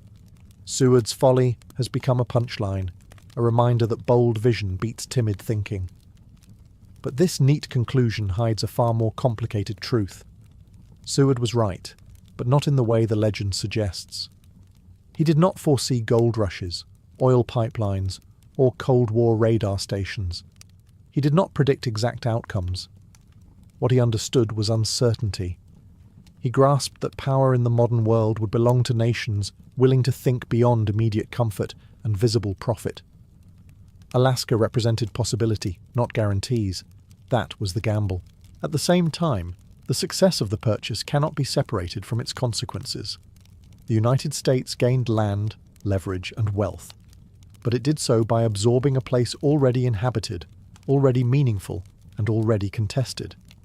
The deal treated territory as empty because it was politically convenient to do so. That logic did not vanish with time. It shaped how Alaska was governed, developed, and justified for generations. The story of the Alaska Purchase reveals something deeper about empire and expansion. Strategic brilliance often depends on distance from those affected, distance from consequences, distance from moral reckoning. From Washington, Alaska was a map problem. From the ground, it was a homeland being redefined without consent. And yet, history rarely offers clean verdicts. Alaska today is neither simply a victim nor merely a prize. It is a place of resilience, complexity, and contradiction. Its people have adapted, resisted, negotiated, and endured. The land has been exploited, protected, fought over, and cherished, sometimes all at once. So was the Alaska Purchase a mistake? Economically and strategically, no. It reshaped American power in ways that still matter. But morally, it remains unfinished business. The deal solved Russia's vulnerability and expanded American reach, while creating new inequalities that echo into the present. In the end, Seward's folly was neither folly nor pure genius. It was a turning point, one that reminds us that history's greatest successes are often built on questions we are still trying to answer. Aristotle was born in the small town of Stagira, on the northern edge of the Greek world, a place closer to courts and craftsmen than to poets and philosophers. This distance mattered. Aristotle did not grow up immersed in abstract debate or mythic storytelling. He grew up around medicine, tools, and observation. His father, Nicomachus, served as court physician to the Macedonian royal family, a role that shaped Aristotle long before he ever encountered philosophy. Medicine in the ancient world was not theoretical. It required attention to detail, patience, and an acceptance that nature followed patterns that could be studied. From an early age, Aristotle would have seen bodies examined, symptoms compared, and conclusions drawn from evidence rather than tradition. This practical exposure planted a seed that never left him. Knowledge comes from looking closely at the world, not merely imagining it. Tragedy arrived early. Aristotle lost both parents while still young. Orphaned and displaced, he was sent away from Stagira to be raised by guardians. This early separation stripped him of a stable homeland and family identity. Unlike thinkers rooted in a single city or tradition, Aristotle grew up slightly unanchored. The world was not something he inherited. It was something he had to understand. This outsider perspective would define his intellectual life. Aristotle learned to watch rather than assume, to analyze rather than participate blindly. Where others accepted inherited wisdom, he questioned its foundations. He was not raised into certainty. He grew into inquiry. As a teenager, Aristotle was sent south to Athens, the intellectual capital of the Greek world. There, ideas collided openly, and reputation mattered as much as insight. Athens was loud with argument, filled with schools competing for influence and students. It was here that Aristotle entered Plato's academy, stepping into a tradition built on abstract forms, ideals, and metaphysical speculation. But Aristotle did not arrive as a blank slate. He brought with him a mind shaped by biology, medicine, and lived observation. From the beginning, there was tension between what he had learned from nature and what he was now taught about eternal truths. That tension would never resolve. It would fuel his entire career. Before Aristotle became the architect of logic, or the classifier of life, he was a young man shaped by loss, movement, and exposure to the physical world. His philosophy would always carry the imprint of that beginning, grounded, restless, and deeply suspicious of knowledge that floated too far above reality. When he arrived in Athens, the intellectual gravity of the city was impossible to escape. Philosophers debated in public, schools competed for influence, and ideas were treated as both sport and weapon. At the centre of this world stood Plato, whose academy was not merely a school, but a way of thinking about reality itself. To enter it was to step into a universe built on ideals, forms, and the belief that truth existed beyond the physical world. Aristotle remained at the academy for nearly 2 decades. This was not a brief apprenticeship, but a long intellectual immersion. He studied, taught, debated, and absorbed Plato's system deeply. Few students stayed as long, and fewer still challenged their teacher as rigorously. Aristotle respected Plato profoundly, but he never surrendered his independence. Plato's philosophy placed ultimate reality in perfect, unchanging forms, abstract ideals that physical objects only imperfectly copied. For Plato, the senses were unreliable. True knowledge came from reason alone. This view clashed quietly but persistently with Aristotle's instincts. Where Plato looked upward, Aristotle kept looking outward. He could not ignore what he saw, touched, and measured, and, over time, this difference hardened into philosophical tension. Aristotle began to argue that forms did not exist in some separate realm, but within things themselves. A horse was not a flawed copy of an ideal horse. It was a horse, fully real and worthy of study. This shift may sound subtle, but it was revolutionary. It dragged philosophy back down to earth.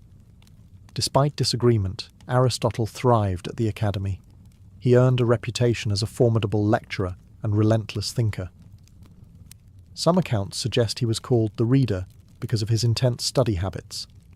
He dissected arguments with precision, questioned assumptions others took for granted, and pushed discussions toward clarity. Yet he never became Plato's chosen successor. That honor went to others more aligned with Platonic metaphysics. When Plato died, Aristotle left Athens. The decision was partly political, partly philosophical. Athens had grown hostile to Macedonians, and Aristotle's background made him vulnerable. But there was also a deeper reason. He had outgrown the academy. Those 20 years mattered enormously. Plato gave Aristotle a foundation, a discipline, and an opponent. The ideas Aristotle would later build were forged in dialogue with Plato's thought, sometimes refining it, often resisting it. He would later say that while he loved Plato, he loved truth more. That sentence defines their relationship and the birth of a new way of thinking. After leaving Athens, Aristotle's life took a dramatic turn, away from lecture halls and into the world of power. He was invited north to Macedonia by King Philip, who wanted the best possible education for his son. That son was Alexander the Great, a boy who would soon reshape the known world. Aristotle was no longer just a philosopher. He was now shaping a ruler. The setting itself was unusual. Aristotle taught Alexander not in a crowded city, but in a carefully arranged environment designed for focused learning. This isolation allowed philosophy, science, ethics, and politics to be taught as tools of leadership rather than abstract puzzles. Aristotle approached the task seriously. He believed rulers needed more than strength. They needed judgment. The curriculum went far beyond rhetoric. Aristotle introduced Alexander to Homer, especially the Iliad, which Alexander reportedly carried with him on campaign.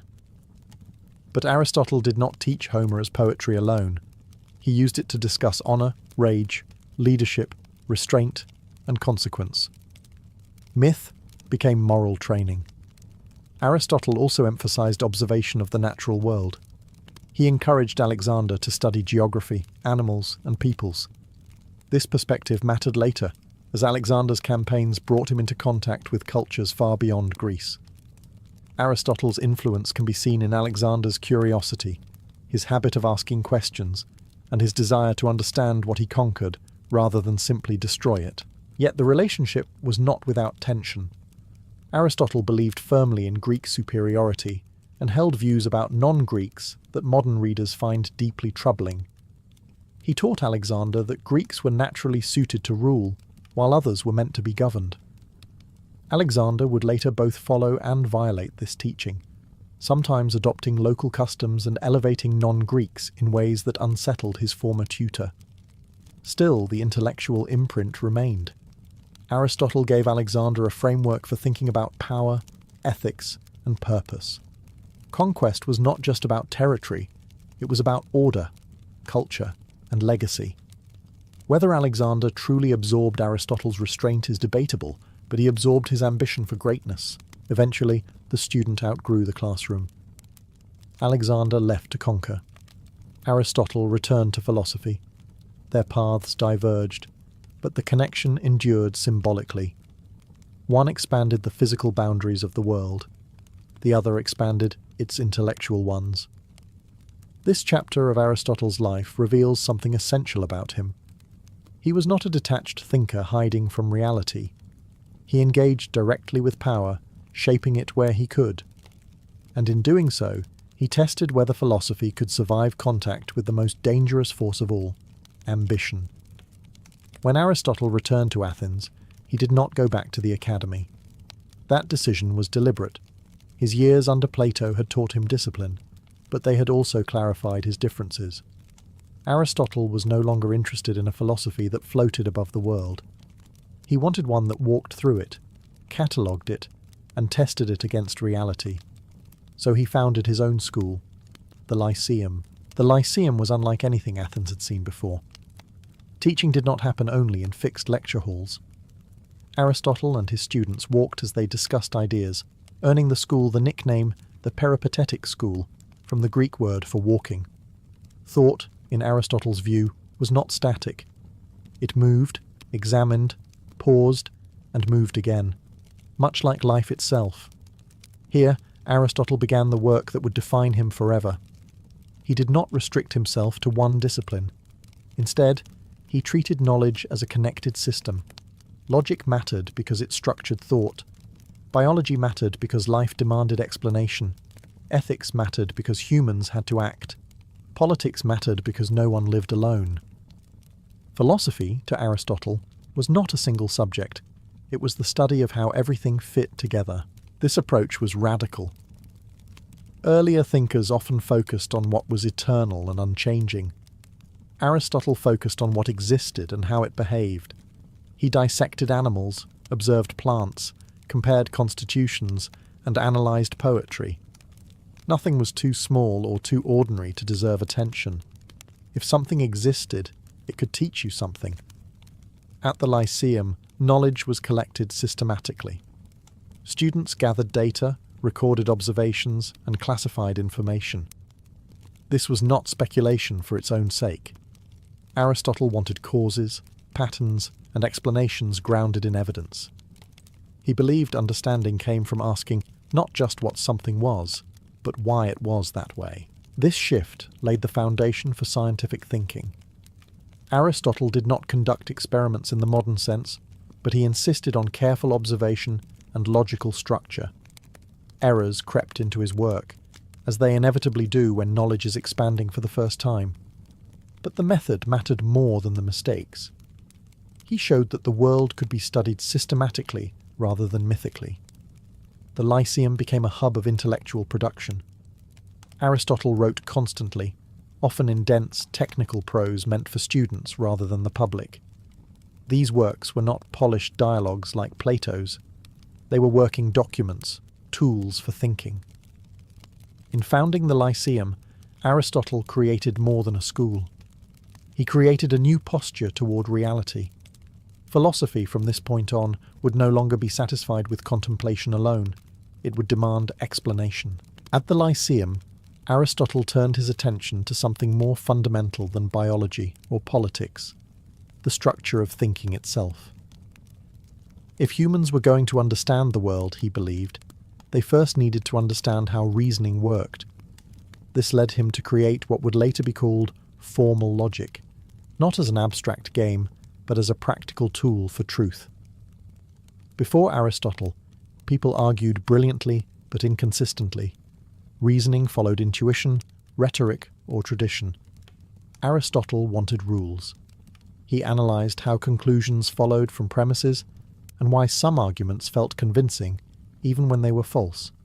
From this effort emerged the syllogism, a structured form of reasoning where, if the premises were true, the conclusion had to be true as well. This was revolutionary. Thought itself now had a skeleton. But Aristotle did not stop at logic. He wanted to know why things existed and why they behaved as they did. To answer this, he developed his theory of causes. Every object or event, he argued, could be understood through four causes: what it was made of, what shape or form it took, what brought it into being, and what purpose it served. These were not competing explanations. Together, they formed a complete account. This idea reshaped inquiry. Instead of asking a single question, Aristotle encouraged asking many, each revealing a different layer of reality. A statue was not explained fully by the stone it was carved from, nor by the sculptor alone, nor by its shape, nor by its purpose. Truth emerged from seeing all causes together. Purpose, in particular, mattered deeply to Aristotle. He believed nature did nothing without reason. Plants grew toward light. Animals developed organs suited to their survival. Humans possessed reason because they were meant to use it. This belief in purpose, known as teleology, would dominate Western thought for centuries. Critically, Aristotle applied these ideas everywhere. He used them to explain living organisms, political systems, works of art, and human behavior. Logic gave him structure. Causes gave him depth. Together, they allowed him to build explanations that felt complete rather than partial. Modern science would eventually reject some of Aristotle's conclusions, especially his assumptions about purpose in nature, but it inherited his ambition to explain the world systematically. Even when later thinkers disagreed with him, they argued on terrain he had defined. In this chapter of his life, Aristotle did something extraordinary. He did not just offer answers. He designed the tools by which answers could be sought. Thought itself became something that could be studied, disciplined, and improved, and Western philosophy would never escape that framework again. As Aristotle's work expanded, he turned from explaining the world to confronting a more intimate problem: how humans ought to live within it. For him, ethics was not about abstract rules or divine commands. It was about practice. A good life was not declared, it was built, habit by habit, choice by choice. Aristotle rejected the idea that virtue came from birth or inspiration alone. Instead, he argued that character was formed through repetition. People became just by doing just acts, brave by performing brave acts, and temperate by practicing restraint. Morality, in his view, was closer to a skill than a belief. You learned it the same way you learned music or athletics, through training. Central to this vision was his idea of the mean. Virtue existed between extremes. Courage lay between cowardice and recklessness. Generosity lay between miserliness and waste. The correct action depended on context, judgment, and experience. There was no universal formula that could replace wisdom. This made Aristotle's ethics demanding. You could not outsource moral thinking. You had to cultivate it. Happiness, or flourishing, was the ultimate goal. But Aristotle did not define happiness as pleasure or comfort. He described it as a life of activity in accordance with reason. Humans were rational animals, and to live well meant using that rationality fully. A life without thought, no matter how comfortable, fell short of its potential. Importantly, Aristotle believed ethics could not be separated from community. No one became virtuous alone. Families, friendships, and political structures shaped character. Laws mattered because they trained citizens over time. Bad laws produced bad habits. Good laws made virtue easier. Ethics, therefore, was inseparable from politics. This view made Aristotle both practical and controversial. He accepted hierarchy as natural, and believed not everyone was equally capable of virtue in the same way. Some of his conclusions, especially regarding women and enslaved people, reflected the limits of his society rather than universal insight. Yet even here, his method remained consistent. He observed existing structures and tried to explain how they functioned, not how they ideally should. What makes Aristotle's ethics endure is its realism. He did not promise moral perfection. He promised improvement. He acknowledged weakness, habit, and failure, but insisted that character could be shaped through effort and reflection. In framing ethics as a lifelong practice, rather than a rule-book, Aristotle offered something rare in ancient thought. A philosophy meant to be lived daily, not in moments of heroism, but in ordinary choices, where, he believed, a human life was truly made. For Aristotle, politics was not a dirty necessity or a secondary concern. It was the natural extension of ethics. If ethics asked how an individual should live, politics asked how people should live together. A good life, he believed, was impossible outside a well-ordered community. Humans were not meant to live alone. They were, by nature, political animals. Aristotle approached politics the same way he approached biology, through comparison and observation. He studied dozens of city-states, examining their laws, customs, and power structures. Rather than designing a perfect society from imagination, he analysed real ones. What worked, what failed, what endured. Political theory for him began with evidence. He categorised governments into different types, distinguishing between rule by one, by a few, or by many. But more important than who ruled was why they ruled. Governments that served the common good were legitimate. Those that served only private interest were corrupt. Kingship could become tyranny. Aristocracy could decay into oligarchy. Democracy could collapse into mob rule. No system was immune to failure. Unlike Plato, Aristotle did not believe in philosopher kings. He distrusted perfection.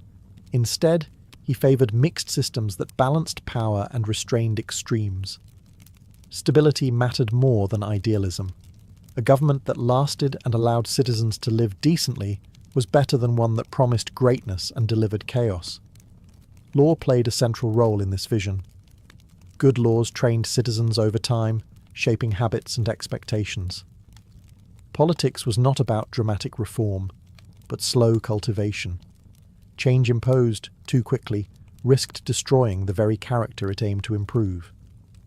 Yet Aristotle's political thought also reveals his limits. He accepted slavery as natural and believed some people were destined to be ruled. He excluded women from full political participation. These views were not accidents. They reflected the social boundaries of his world. Aristotle analysed reality as he found it, and sometimes failed to imagine how it could be otherwise. Still, his method mattered. By grounding politics in human behaviour, rather than divine command, he made it a subject of reason. Power could be studied, constitutions could be compared, failure could be explained. Aristotle's politics was not about utopia. It was about managing imperfection. He understood that humans were flawed, driven by desire, fear, and ambition. The task of politics was not to erase those traits, but to channel them into something stable. In doing so, Aristotle laid the groundwork for political realism. Governments would rise and fall, but understanding why they did so was the first step toward governing wisely, even when perfection remained out of reach. As Aristotle's influence grew, so did resentment. Athens was a city that celebrated philosophy, but it was also a city that had executed Socrates when thought became inconvenient. Aristotle understood this history intimately, and near the end of his life, it would shape one of his most decisive choices. After the death of Alexander the Great, Athens turned sharply against anything associated with Macedonian power. Aristotle, despite having lived and taught in Athens for years, was suddenly vulnerable. His past as Alexander's tutor and his connections to Macedonia became liabilities. Philosophy did not protect him from politics. It never had. Charges were brought against him for impiety, the same accusation once used against Socrates. The specifics mattered less than the atmosphere. Aristotle recognized the pattern. Athens was looking for a symbol to punish, not a truth to uncover. He famously remarked that he would not allow the city to sin twice against philosophy. Rather than stand trial, he chose exile. This decision reveals a side of Aristotle often overlooked. He was not reckless. He did not romanticize martyrdom. He believed reason mattered more than symbolic sacrifice. Preserving one's work, one's students, and one's ability to think freely outweighed the honor of public defiance. Wisdom, in his view, included knowing when to withdraw. Aristotle left Athens and settled in Chalcis, where he lived quietly. His final years were not filled with lectures or public debate, but reflection. The man who had categorized governments now experienced their instability firsthand. The thinker who believed in law witnessed how easily law could be weaponized. This exile underscored a harsh truth Aristotle never denied. Reason was fragile in the face of fear and power. Philosophical systems could be elegant and rigorous, but they existed within societies that were emotional, reactive, and political. No amount of logic guaranteed safety, yet Aristotle did not abandon philosophy. Even in retreat, his work continued to circulate among students. The Lyceum endured. Ideas moved even when bodies were forced to flee. In this chapter of his life, Aristotle embodied his own ethics. He chose the path that preserved thought rather than pride. He accepted imperfection rather than risk annihilation. Exile for him was not defeat. It was the final acknowledgement that philosophy must survive the world it seeks to understand, even when that world turns hostile. When Aristotle died in exile in 322 BCE, there was no sense that the world had just lost one of its central minds. He left behind no political movement, no empire, no dramatic final stand. What he left instead were texts, dense, technical, unfinished in places, and almost entirely misunderstood in their own time. For centuries, his influence would be indirect, fragile, and nearly lost. After his death, Aristotle's works did not circulate widely in polished form. They survived largely as lecture notes, teaching manuals, and internal documents preserved by his students. Some were copied, others were forgotten. Many disappeared altogether. For a time, Plato's more elegant dialogues overshadowed Aristotle's methodical prose. Philosophy favoured beauty over precision. The real resurrection of Aristotle came much later, carried across cultures rather than generations. Islamic scholars preserved, translated, and expanded his work at a time when much of Europe had forgotten it. His logic, metaphysics, and natural philosophy were studied intensely, commented on, and refined. When these works re-entered Europe in the medieval period, they did not arrive as curiosities. They arrived as a system. Aristotle became the backbone of education. His logic structured how people argued. His categories shaped how reality was divided. His ethics framed debates about virtue. His politics influenced theories of government. For nearly 2,000 years, to think seriously in the West was to think through Aristotle, whether one agreed with him or not. Even the scientific revolution, which overturned many of his conclusions, did not escape his influence.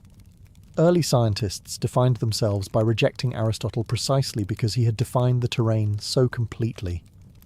His mistakes mattered because his questions were foundational. What makes Aristotle's legacy extraordinary is not that he was always right. He was often wrong. It is that he believed everything could be studied, organized, and understood through reason. He refused to limit philosophy to the heavens or the soul. He brought it into plants, animals, laws, friendships, and daily life. Aristotle did not give the world a single doctrine. He gave it a habit of mind.